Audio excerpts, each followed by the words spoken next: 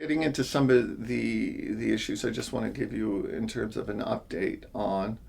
There have been a number of things that have been taking place in the area of social programming, to be more specific, and that is being led by Alicia Julian, who is our social development officer. And essentially, a lot of this stems around existing litigation, a court case involving the Simon case that is currently under appeal through the Federal Court of Appeal. And what that case essentially deals with is the application of provincial social rates, welfare rates, on reserve. And a number of chiefs were opposed to that taking place, and that has led to this court case that all the chiefs are supporting. Within Buckingham, what we have decided is to take an approach where we start looking at our social programming. We have had a number of discussions with Aboriginal Affairs and Northern Development Canada. The nature of these discussions is to come up with our own initiatives involving social programming. So, for example, previously there is this initiative called Active Measures, and what that allows is bands to take on some rather innovative ways of looking and dealing with social programming within community settings. We have developed a social committee. They have a policy and terms of reference by which they operate under. There has been a number of meetings that had taken place where they were sort of in the stage of the committee, getting updates on where we are.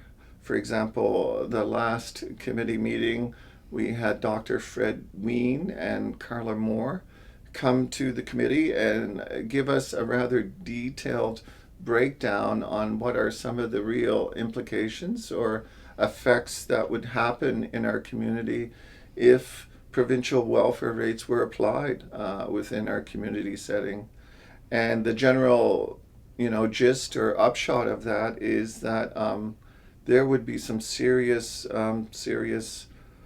you know, things that would affect community members in terms of them getting less programs and services within our community. The other thing that we found out is even though within the provincial system they have access to certain programs and services that just don't exist within our community setting. So it's not a situation where where they can equally compare a First Nation community setting with a general provincial community setting. So what we've been doing through our meetings with Aboriginal Affairs is to discuss certain options that we would have, options related to funding agreements, so looking at on whether or not we would enter into a block agreement involving social.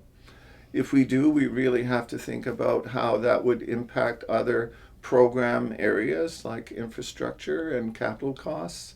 So we have had a number of dialogues with Aboriginal Affairs in that regard. I really want to thank the social committee for being committed and participating through this process. What I hope will happen is we would sort of come up with a general plan after we sort of take the opportunity to learn from various people and various bands on what they have done with social programming. So at a future meeting, we're going to be getting somebody from Member 2 to tell us a bit about the STAIRS program. And we're certainly open and looking to meet with other bands that have been quite innovative as it relates to social programming. So that is ongoing, but as we sort of come up with a plan, we're looking to roll out that plan and sort of introduce it to the community through this coming year. So I just wanted to mention that and thank, certainly Alicia and all community those members who have volunteered to sit on the social committee.